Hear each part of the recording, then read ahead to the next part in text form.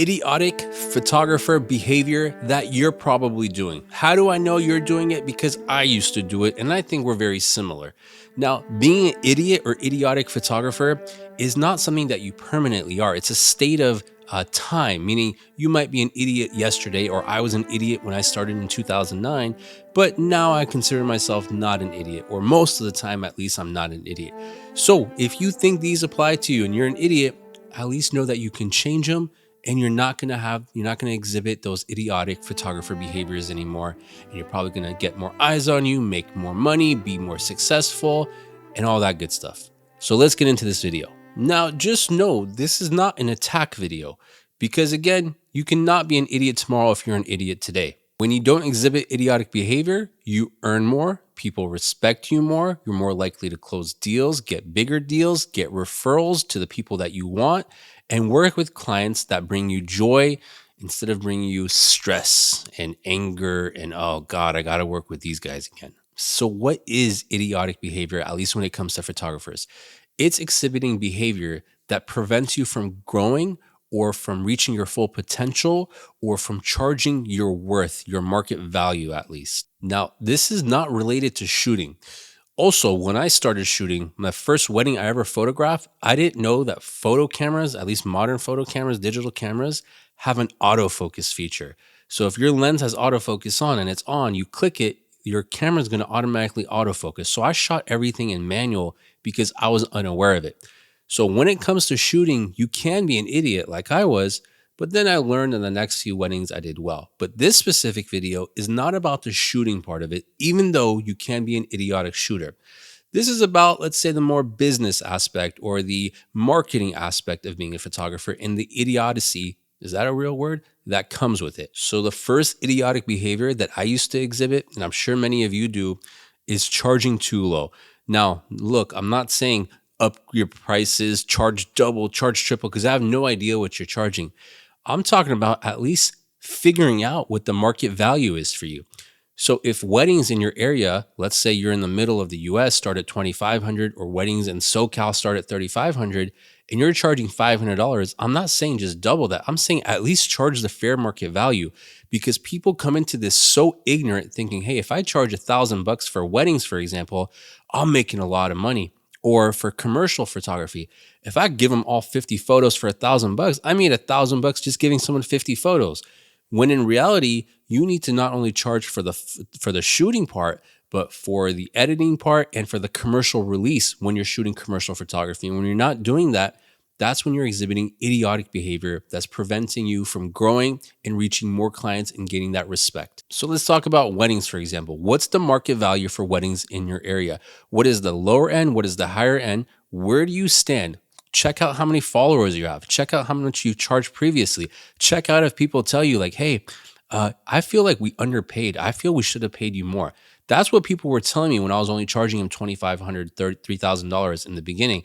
They were like, well, other photographers we talked to charge $5,000. You're only charging $3,500. We think your photos are similar. We're going to book you, but we feel we underpaid. And there I am thinking, should I just ask them for more money now? No, I can't do that. So then I thought maybe I can upgrade the prices, or we can, at least give them more for the higher prices. If you're shooting something like family photos, are you giving retouches? Are you giving prints? What is the market value for someone, let's say a family photographer in SoCal, to charge $600? What are they getting for that? And if you're charging $150, that is potentially putting your red flag on you. I'm going to touch my red shirt every time I say red flag on you to, hey, be wary of this person. They're either brand new, they don't know what they're doing, they're not business savvy, they take 2 years to get back to you with photos. There's something wrong with them. And you don't want to be labeled in that area of being something wrong, being a person that has something wrong with them. So you need to step out of that. And the way you step out of that is not exhibiting idiotic behavior. Another idiotic behavior is raising your prices because some YouTuber told you so. Red flag. Now, remember, I didn't say double your prices or raise your prices just for the hell of it. I said charge the fair market value. So don't just raise your prices because a YouTuber tells you to, because they don't know how much you're charging and they don't know your market value. Figure out your market value, figure out the lower and higher end, like I said before, and charge what's appropriate. So at least you're competing with people who are in your area. And if you don't want to compete, then yes, You can charge $100 for a wedding, or you can charge $30,000 for a wedding, and you're going to book weddings for $100, and you're going to book weddings for $30,000. I promise you, that's just how it works. But then you're never going to book any more weddings again in that, in the middle area, in the, let's say, $10,000 segment, because you're known as either the person who only charges $100, or you're known as the very expensive luxury person that only charges $30,000, and you may only get one of those a year, or you may get $1,100 photography weddings per year. So you have to understand, where are you placing yourself, and are you comfortable being there, and can you maintain a business being in that area? Another idiotic behavior, this is one that I absolutely did for years, is over delivering. Now, why would you over deliver, and what's wrong with over delivering? When you over deliver, exactly what are you doing? So if I say I'm giving you 500 photos and I'm giving you 1,000 photos instead, the person who's receiving 1,000 photos is not necessarily feeling like, oh, I got a great deal out of this. This person over delivered. Kudos to them. But you are over delivering. You are providing, let's say, double the amount of photos to feed your ego, or to feed your self-esteem. Or what is the main reason you're doing that? Do you feel the 500 that you promised just isn't good enough, isn't up to par, and you're making up for that by over delivering? Are you overcompensating?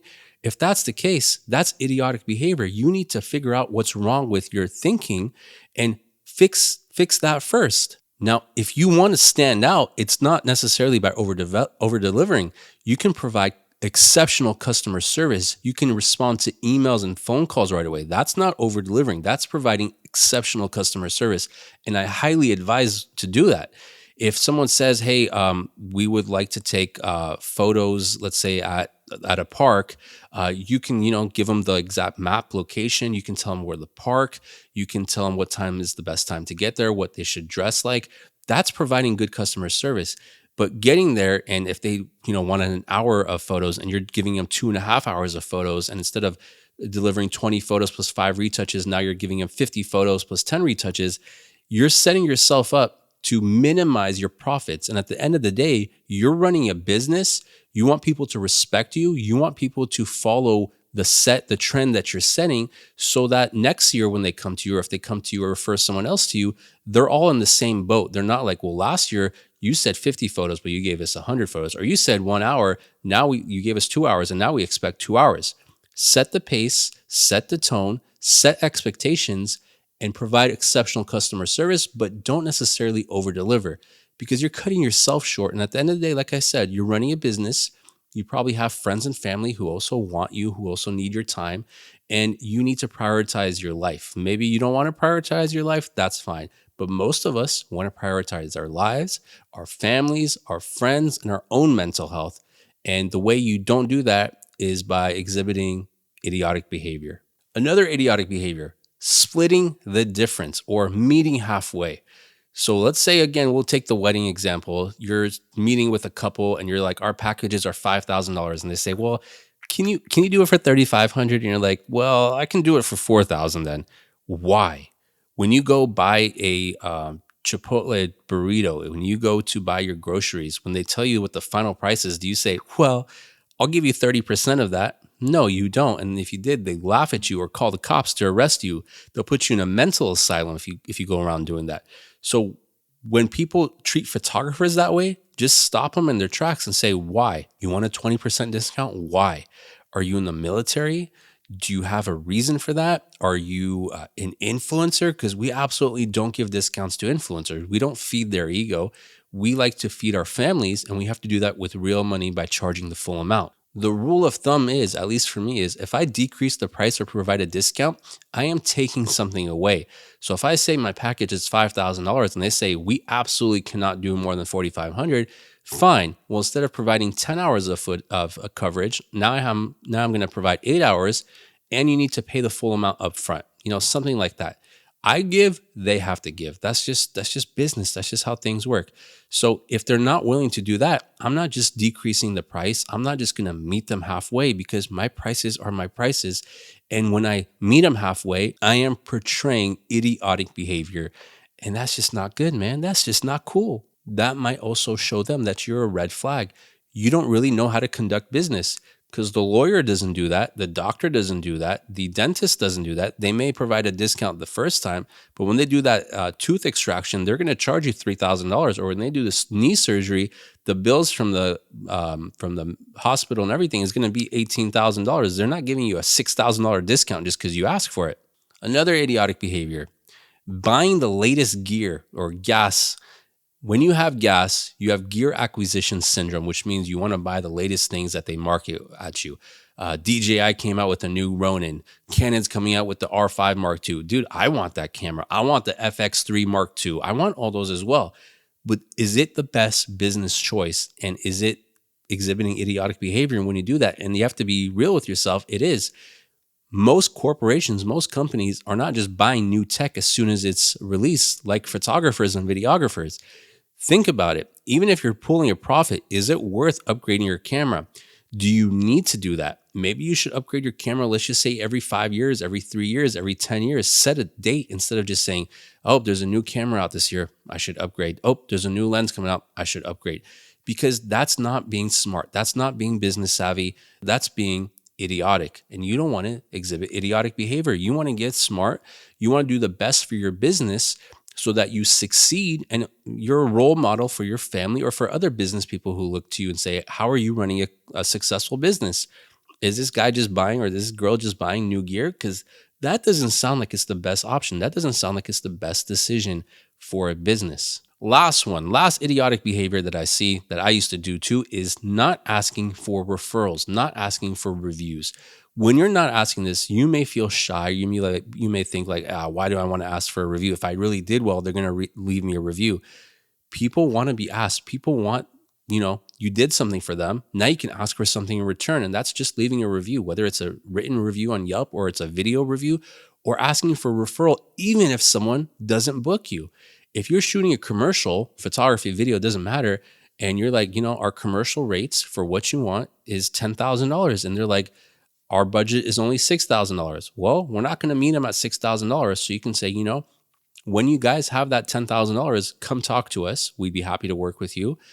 But if you know of another person or another company that, also wants the commercial video or wants the marketing and they have $10,000, we love a referral and we'd be absolutely delighted to provide a service or a discount to you in the future for that referral. Please keep us in mind. It's okay to provide a discount afterwards. It's okay to reward people for referrals. But you don't just want to walk away and say, job well done, and not ask for anything in return. It's the best time. It's while everything is warm. It's while they're happy to ask for that referral or to ask for that review. So don't be an idiot. Ask for the review, ask for the referral, and be good about treating your business and yourself with respect so that other people treat you with respect and other people value you and other people want to refer you. And you're growing and you're like, now I charge 20% more because fast food workers are making $20 an hour now, and then price of everything has gone up. So how do I stay competitive? How do I make money in this world? This is how, by not being an idiot, by being smart. And you watch this video, so kudos to you. If you liked it, if you got value out of it, might as well share it with someone else, or at least leave a review in the comments. Be like, excellent video, 2 thumbs up. Why not?